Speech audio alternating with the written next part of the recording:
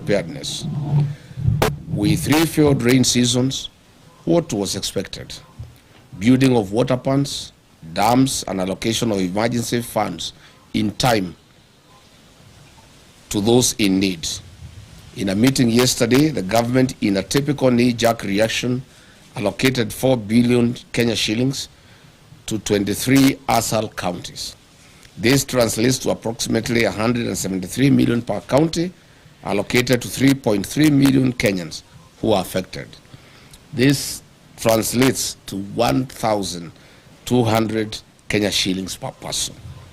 These funds are way below the minimum food basket recommended by the United Nations to approximately Kenya shillings 2,700 per person in the rural areas. In an expose recently, the Office of the Deputy President spent 338 million on private jets, chartered airplanes and choppers. Aden Duale's Shah business lost 11 billion Kenya shillings. This government does not take human life seriously. For a young man in Kenya, if they are not killing you in the streets, they are tear gassing you in church or killing you with thirst and hunger in the north. At the same time, the leaders of northern Kenya, who cannot account for Kenya shillings 1 trillion since devolution in 2013, are quiet and enjoying luxury in Nairobi as their people in the north continue to suffer from hunger and anguish. The people of northern Kenya are Kenyans. Their children are Kenyan children. Their hopes, struggles, and aspirations are part of the shared destiny of our nation. Any Kenyan oppressed or neglected today is a warning to us all. And injustice and suffering do not recognize borders or communities. We are and must remain one for all and all for one. Let this be the moment we reclaim the best of who we are, a people who do not turn away from hardship, but who meet it together with courage, with compassion, and with the unbreakable spirit of a nation that refuses to abandon its own. The spirit of Harambee must guide us. As President William Ruto tours the food insecure and water-stressed north from tomorrow to disperse the Nyota cash in Wajir, Mandera, and Garissa this week, he should know that life is more important and people are at the verge of hunger and death. In any case, the whole essence of touring the north is little on Nyota program, but to sanitize the corrupt leaders who have failed the people of northern Kenya. Furthermore, the Nyota program is a World Bank program happening in other African countries like Angola, Mozambique, Nigeria, Senegal, Benin, Togo. Yet we have not seen their presidents turn this into re-election campaign rallies across their countries. As a DCP party that is built on the philosophy of listening to the people, Kenyans have sent us overwhelming questions and concerns about the North and promises made by one William Ruto. Mr. William Ruto, as you go to dance on the podiums in the North this week starting from tomorrow, do not forget to tell the people of the North why only less than 35% of the population have access to basic clean and safe drinking water compared to the national average of about 68%. The North, too, are Kenyans. Mr. William Ruto, in the North, over 850,000 school-going children did not attend school last year, and the same for this year. Mr. William Ruto, the schools in the North have no classrooms, no laboratories, no teachers. Children standing at the trees. Does this prick your humanity, if at all any is left as you head to the North? Mr. William Ruto, health in the North is just as bad. In Mandera County, half of all women give birth at home without a nurse or a medical doctor. Only 6% of children aged 12 to 23 months are fully vaccinated. I do not know whether you understand what this means to the future of the North and Kenya. Garissa County records the highest maternal deaths in the country, with 247 women per every 1,000 dying during childbirth. Your closest friend and partner, Aden Duale, is the CS for Health, and he comes from Garissa. Tell him to explain this phenomena to the people of Garissa and the North. You should also explain why you don't ask him these hard questions. Mr. President, in Wajir County, 90% of the population lives in extreme poverty, the highest in Kenya. Marsabit records 85.8%, while Mandera, Isiolo, and Garissa each have over 77% of their people struggling to survive. These are not just numbers. They are mothers dying, children going hungry, and families suffering every day. And because, William Ruto, you are part of the mess in the North, through lies and fake promises, please, before you make other promises starting tomorrow, note that the promises you have made to the North in the last 3 years are running into trillions of shillings burdened in lies. We take the trouble to remind you some of them. Mr. President, on 25th of November 2023 at Loyangalani Cultural Center in Marsabit County, while attending the Marsabit Lake Turkana Cultural Festival, you openly lied to the residents of Marsabit that they will be connected to the national electricity grid through Lake Turkana wind power by the year 2024. We are in 2026 and the status quo remains. Mr. Ruto, you lied that power main grids would be constructed immediately in the towns of Moyale, Marsabit, and North Hall. Zero works have commenced. As Ramadan nears, please give these Kenyans power. They do not need to cross to Somalia and Ethiopia to get ice cubes like they have done in previous years. Mr. Ruto, you lied that the Ministry of Mining, Blue Economy, and Maritime Affairs would construct, with immediate effect, fish landing sites and fish processing zones in Turkana County. 3 years later, all we see is cattle rustling and ravaging drought. William Ruto, you lied that the Turkana University College would be granted a charter by the year 2024 to be a fully fledged public university. As usual, where is the university charter for Turkana University for the last 3 years? Mr. Ruto, you lied that FGM would be dealt with accordingly and perpetrators be held accountable. Today, the prevalence of FGM in Marsabit County is at 83%, ranking Marsabit County as the third highest country in Kenya in FGM prevalence. I hope you understand what this means to women and girls of Marsabit as they look forward to exploiting their full potential. Why lie to women and girls, Mr. President? Between 4th and 7th February 2025, William Ruto toured Mandera, Wajir, Isiolo, Marsabit, and Garissa counties, and as usual made a cocktail of promises, deceit, and open lies, as he'll be doing in the next 3 days as he heads to the North. On 4th February 2025, in Mandera town, he promised to end marginalization and inclusive development.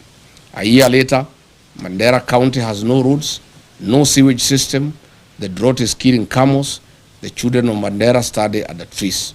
He keeps on as allies, leaders of the Mandera who steal what is meant for the people. The people who have impoverished Mandera are his buddies and political allies. He further promised to put Mandera on the national grid through Ethiopia. To date, Mandera gets electricity on ration basis once in every 24 hours. The president promised to put 1.2 million acres of land in Mandera Triangle along River Daua under irrigation. To date, no progress has been reported. On the same date, at Mandera Teachers Training College, he promised to support improvements in educational infrastructure and increase teacher recruitment in Mandera and Northeastern region, which single school has been built since then. On security and counter-terrorism commitment, William Ruto promised to protect residents and combat insecurity. He promised to ensure security and fight terrorism in Mandera after high-profile abduction incident involving 5 chiefs before his visit. Interestingly, 5 months ago, Jubaland forces occupied almost half of Mandera town. and Ruto has never commented on this matter. On regional connectivity and infrastructure, William Ruto promised to expand Mandera's road and energy connectivity. He said that the government will build and expand key infrastructure linking Mandera to the rest of the country, including roads and electricity through Ethiopia. It remains a lie. On the same date, William Ruto promised to speed up Mandera water supply and sanitation project at a cost of 3.1 billion to benefit households with improved clean water and sewage systems. Again, this is a white elephant. On February 5, 2025 in Wajir town at Orahek grounds, he promised that his government would connect 20,000 households in Wajir to electricity and expand rural electrification, including schools and mosques, at a cost of 3.6 billion Kenya shilling. To date, not a single home of the 20,000 households has been connected. William Ruto, as you head to Wajir for more lives, you will have to tell the people of Wajir why you lied to them on this particular date. On ending marginalization with equal development, he promised to ensure equitable development for Wajir and the broader northeastern region, eliminating discriminatory policies and promoting economic growth. Unfortunately, he is working with unsanitizing leaders of the north who loot public resources for their benefit to build malls and flats in Nairobi, in Dubai, and in Cape Town. He further promised to launch and support local projects in Wajir, including sites like Tarbaj Teachers Training College, livestock vaccination drives, county assembly facilities, industrial parks, housing projects, hospital facilities, and more. Zero progress. On 31st of February 2024, William Ruto, while in Marsabit County, launched the following projects: periodic maintenance of Marsabit A2, Orange House, Kiwanja Dege Primary School, and A2 to Mata Arba A2 Road, which is 5 kilometers. Today, there is no progress.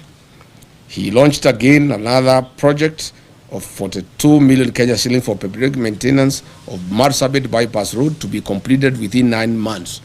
Again, it's now 2 years. William Ruto launched the periodic maintenance of Saku Modern Market to Shauri Yako Marsabit Road at a cost of 17 million. This was to be done within 9 months. 3 years later, there's no progress. In Isiolo County, on 11th April 2023, while breaking the fast with the Islamic community, he lied that Isiolo, Kulamawe, Modogasha Road will be upgraded to bitumen standards. Again, it remains a lie. Again, under his leadership, the 9.4 billion Isiolo Garissa Road, unassociated to all weather roads, remain stalled. Further, the Isiolo town water and sewage infrastructure at a cost of 7.5 billion remains a white elephant. The construction of new Tana River Bridge along A3 Road and Approach Roads at a cost of 2.9 billion shillings again remains a white elephant. In Wajir town, the town with no power supply, 63 years after independence, William Ruto has made the following promises, which remains delusional. Water plants at Ajawa, Abdiwako, Kwara, Badibidan, Alanas, Asewaji, Bojigaras, Lehele, Sheba, Abakwifin, Abakwida, Dagale, and Sharifa. Water projects in Habasweni, Buna, Wajia Ball, water piping and supply, Elnuna, Tulatula, rehabilitation of Banish water projects, Tabaj water supply, Kulsini water supply, Dentelai water project, Elders and Ole water supply. These remain lies to the people of Wajir. In terms of irrigation projects, he has promised Wajir South Cluster, Mansa, among others. Note that the above water projects are worth billions of shillings, and Mr. Ruto, get these projects moving. As you go to Wajir, tell the people of Wajir why you lied to them and why you have come back when you have not implemented what you promised them. As we speak today, Wajir Level 5 Hospital and Griffith level 4 hospitals have no sterilization and surgical sets, leave alone having reliable power supply. William Ruto, with the governor of Wajir, you may need to explain this to the people of Wajir. The construction and upgrading of bitumen standards of the following roads in Wajir County remain a campaign lie and tool for William Ruto. Habaswen Township, Elders Township roads, Butte Town roads, construction of Wajir bypass, drift on Lokole Elders Road, and the Habasweni Mosque Water Point Road. Your poetic road of Ramu, Gari, Elwak, Kobo, Kotulo, Tarbaj, Wajir, Samatar, Modogashe, Isiolo tell us why majority of the sections are stored for the last 3 months and workers have never been paid their money to be able to continue with the construction. Tell the people of Mandera why power is being supplied once in every 24 hours. You must say what is happening at the Mandera Kenya Power Station. Finally, William Ruto, on 4th November 2023, in Lamu County, Kizingitini, Pate Island, you lied that Kenya shilling 700 million was available for construction of Mutagawada Sea Road. People are still waiting. Where is the 1 billion shillings for the development and equipping of 9 fishing lad sites for Mukowe in Lamu, a lie you told on 27th August 2023? Good people, that's where we are. We wanted to tell William Ruto as he goes to the north. The problem of northern Kenya is a problem of accountability. Theft of public resources by leaders that he wines and dines with. He is going to be with those leaders in military choppers, blowing dust and wind to hungry population with no water and food. I would like to ask him to carry food and water for the people of northern Kenya. All the mains and all the beans and rice, blankets, food and non-food items being used in central Kenya, in Nyandarua, in Kiambu, in Murang'a, Kirinyaga, Nyeri, to campaign. He should take those foods and non-food items. I found yesterday in Nyandarua trucks of blankets, trucks of rice and beans being taken to people who have food, who have potatoes, who have carrots. This food is required in northern Kenya. So that is why I called this press conference to ask President William Ruto before he goes to the north to prepare these answers for the people of northern Kenya, because it is immoral to cheat populations. These people are dying, they are hungry, they have no water, they have no food, they have no medicine, their animals are dying. And then you go to dance with them and lie to them all. Asanteni sana. Any question? Yes, citizen. My name is from citizenTV. Just a few questions. Number one, the region has always complained that they've been left behind due to historical issues. What do you say about that? Because they have been marginalized according to them. Number two, this is the first time that you're having a presser after the changes at IBC. Are you okay with the person who is acting now? And lastly, there have been some concerns from Senate that there's some corruption. Governors yesterday said that the senators, some of the committee members, CPAC, are extorting them. Would you like to comment about that as well? Thank you. What was the first question? The first question is about the historical... Yes. It is true that northern Kenya suffered marginalization historically, but lucky for them, the 2010 Constitution was very kind to the people of northern Kenya. The 2010 Constitution ushered in devolution. It brought the equalization fund. And since then, the people of northern Kenya have received billions of Kenya shillings from 2013. Again, the CDF has been a very fair program for the people of northern Kenya. Unfortunately, The marginalization that has been perpetuated by the leaders from the region. I have put them to task to explain to the people of northern Kenya where is 1 trillion shillings that has come to northern Kenya from shareable revenue through devolution, money for CDF, money for the equalization fund. When you go to Wajir, to Mandera, to Garissa, to Isiolo, to Marsabit, there's nothing on the ground. If you come here to the mountain region, you will see money meant for CDF. There are all manner of schools. All schools have tiles. Schools have cabro. They have modern buildings. If you go here to Kajiado North, the money for CDF is visible in the rest of the country. But there is nothing in northern Kenya. Zero. All these leaders are just here in Nairobi. But there is no accountability because they don't even allow audit to take place. They feign insecurity so that audit has to go on to northern Kenya. If you look at the money that has been given to the governor since 2013, there are no hospitals, there are no dispensaries, there are no health centers, there are no ECDs, there are no roads, there is no water, there is nothing. Northern Kenya requires a special audit of all the funds that have been disbursed to those areas since that time. Number 2, you have asked about IBC. We went to IBC and raised various issues. Of course, we did demand the removal of the CEO, and we are grateful that he has been removed. We call for a transparent and open recruitment of a CEO with no interference from the state.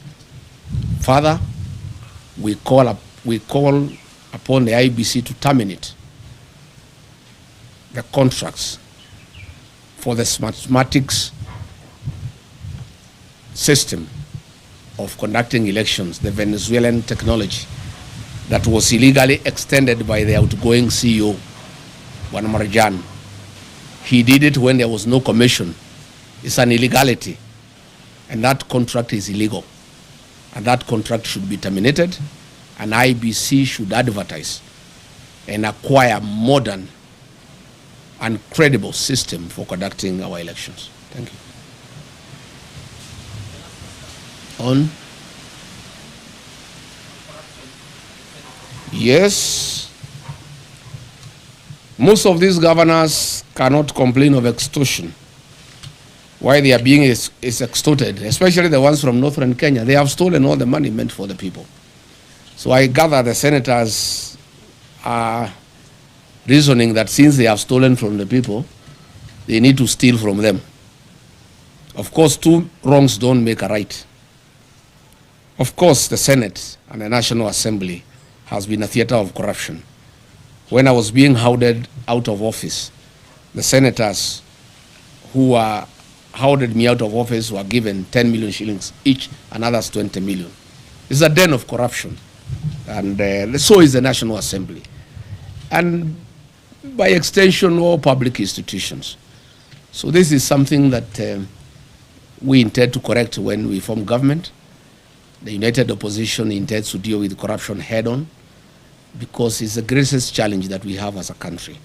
We have a very, very serious challenge where we even have budgeted corruption and where corruption has been institutionalized and people don't find it anything wrong. Again, William Ruto has really encouraged people to practice corruption. He is bribing people in the loans of State House openly when everybody can see. He calls people and gives them bribes. So once the president has shown that bribery is a way of life, the senators have learned from him because he also started by bribing them. So when he is not available to bribe them, they have to be bribed by somebody else. And so bribery has become a normal way of life in this country, and it has been perfected by William Ruto. He is shamelessly, with his deputy, going around in the country with sacks of money stolen from institutions like Kenyatta National Hospital to bribe people for re-election. And therefore the senators, the MPs, the police, the administrators, everybody is learning from the best. William Ruto is the one who has perfected bribery as a way of life. And therefore everybody has learned from him. And that is the country now that we have. And that is why we are preparing for the next election to correct this situation by removing from office and bringing a government that is transparent and accountable. Yes? Yes, let's say Apollo TV 47. There's a petition in court to stop political meetings in State House. What's your reaction to that? Number two, how far have you gone with plans in search of the United Opposition Club bearer, and are there any planned meetings coming up? Number three, you promised to name the Witima church attack suspects. How soon are you going to name them? And number four is... Too many questions. Those are enough. One, we agree with that petition. State House has become a scene of crime. Instead of being a coveted institution where good policies are conceived and pronounced, it has become the center of corruption and bribery. It has also is no longer a national institution that looks after the people of Kenya. It is now the headquarters for UDA party and the election of William Ruto. William Ruto has abandoned government. He's not running the government anymore. He's just thinking about the election. So State House is a campaign scene, and again a scene of corruption and bribery. We are committed to have one single presidential candidate to face William Ruto. We want to ask patience from the people of Kenya. Coalition building is a delicate affair, but the people of Kenya have been very clear to us that they want one candidate to face William Ruto, and we want to give them that commitment. On my part, I want to give that commitment. And when I listen to my sister Mother Karua and my other brothers in the alternative government, they are all committed that we shall have one single presidential candidate to face William Ruto. What I want to ask is patience, and there is no hurry. Mwai Kibaki, the third president of the Republic of Kenya, was named as the opposition flag bearer on the 14th of October 2022, when the election was on 27th December the same year. 2 months, 13 days apart. There's no hurry. We can take our sweet time. If you ask me, we should not be in a hurry. Anything from March, April next year is good enough. We told IG Kaja that we shall go back on the 16th for a report. We want to hear from him. I have information William Ruto has said those people should not be taken to court because he will be indicted. And he will be shooting himself in the foot because they are actually policemen and politicians very close to him. The investigations have actually unearthed all the police officers who were on the scene and the politicians who hosted them and who planned the attack. But there will be a very serious cover-up. I have information that William Ruto has said that he would not allow the prosecution of those politicians and those policemen because his government will be right in the center of it. But let's cross the bridge when we get there. We'll go to see the IG on the 16th. He promised us that he'll give us progress report. And we told him we want arrest and prosecution by then. But let's cross the bridge when we get there. Last one. Yes.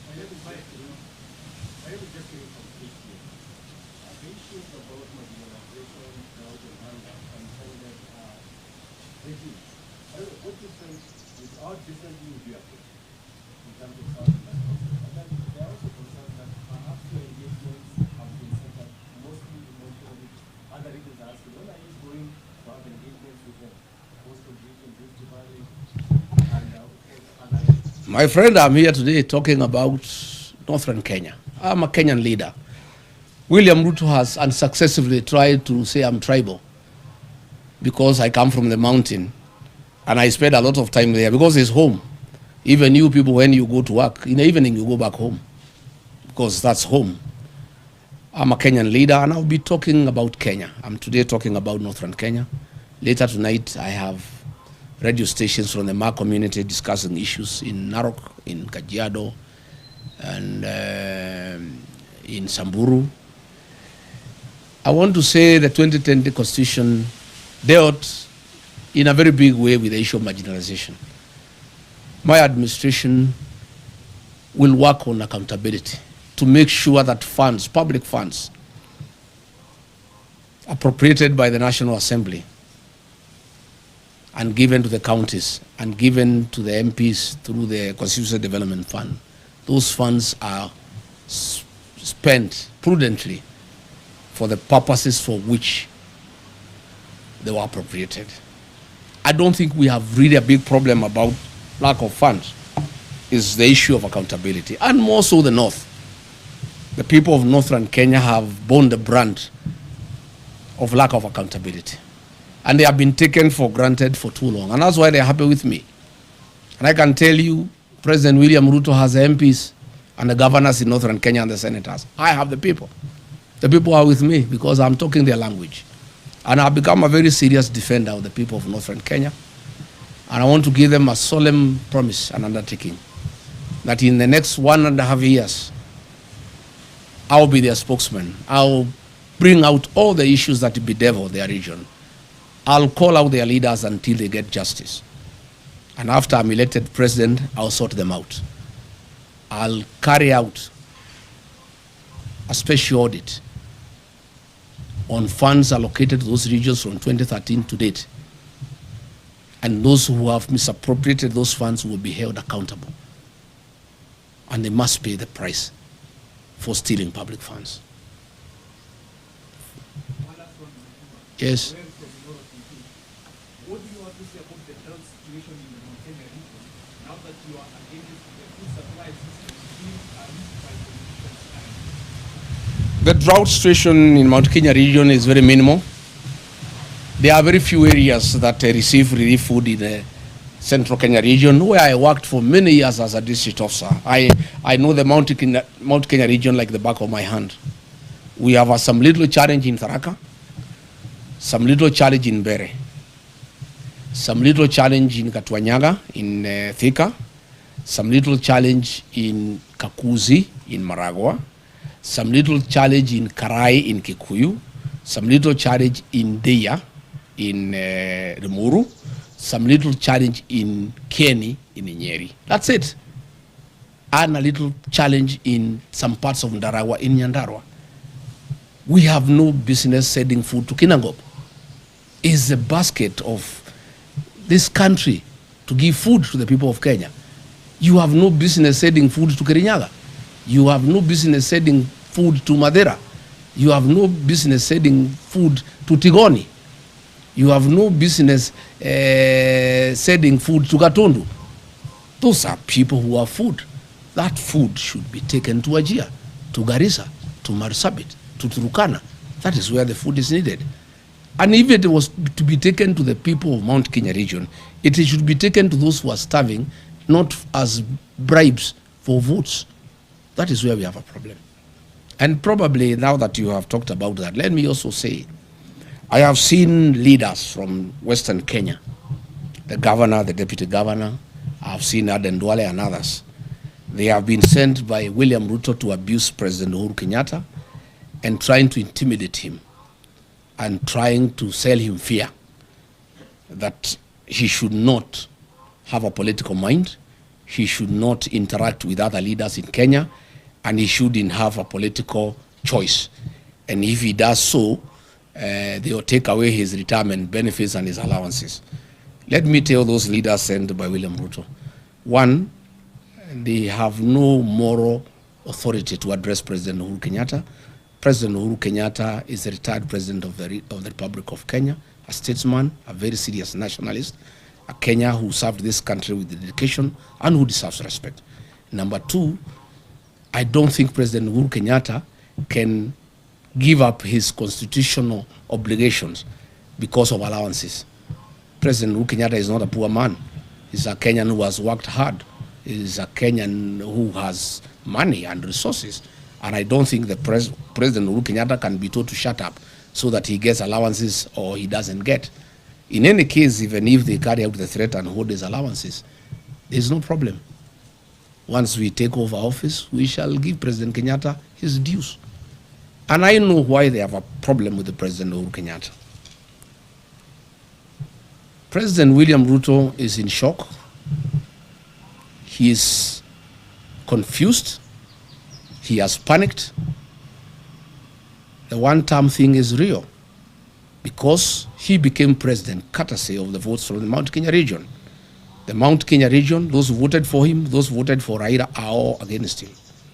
He had hoped he could persuade President Uhuru Kenyatta to assist him to divide the mountain.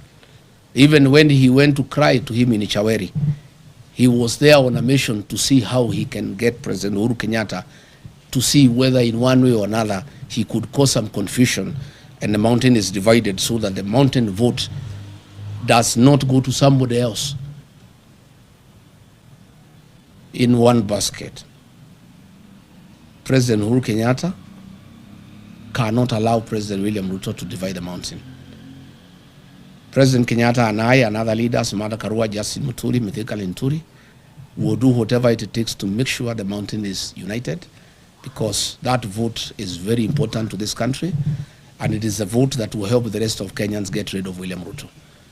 So I want to ask William Ruto to stop sending junior leaders to abuse President Uhuru Kenyatta. President Uhuru Kenyatta left you a great country. When he left office, the health system was working. In 3 years, you have destroyed the health system. When President Uhuru Kenyatta left office, the university, the Higher Education Loans Board was working. 3 years down the line, you have destroyed it. When President Uhuru Kenyatta left office, there was capitation for primary schools and secondary schools. 3 years down the line, children are at home. Stop blaming President Uhuru Kenyatta for your political problems and challenges. You destabilize your own government. You lie to the people of Kenya. You have made corruption a way of life. You have made bribery the epitome of State House.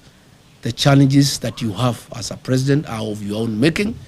And stop blaming President Uhuru Kenyatta. Stop sending leaders to abuse President Uhuru Kenyatta. And I want to challenge William Ruto, if he's a man enough to abuse President Kenyatta himself.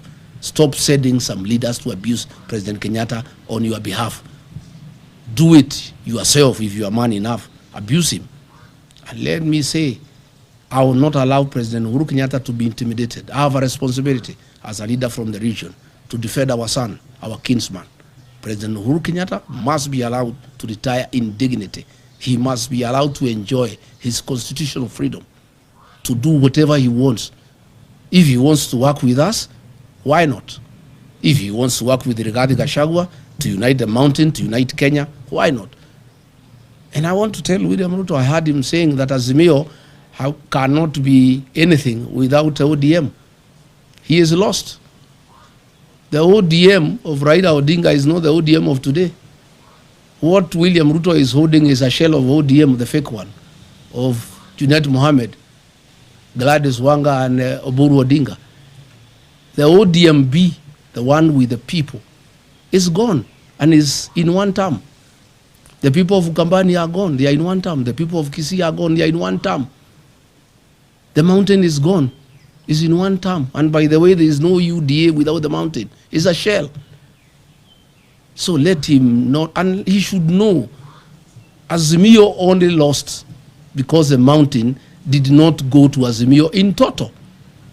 As we talk, the mountain, Azimio, United Opposition, ODMB, all of us are in one term. We'll get 70+1 and we'll make him one-term president. So let him stop sending people to abuse President Uhuru Kenyatta. Let him not demean Azimio. Let him deal with his own challenges that are self-inflicted. He mismanaged politics. He mismanaged the country. He made corruption a way of life. He made lies as his trademark. And Kenyans are fed up because they can see through him. And therefore, he should sort out his own problems, and he should not send people to blame President Uhuru Kenyatta for his woes. And I want to say to the people of Kenya that I will take time.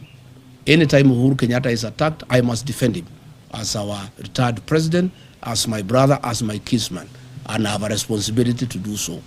And that I'll be able to do from time to time. Thank you very much, asanteni sana. Mungu abariki. I think we have said enough, asanteni.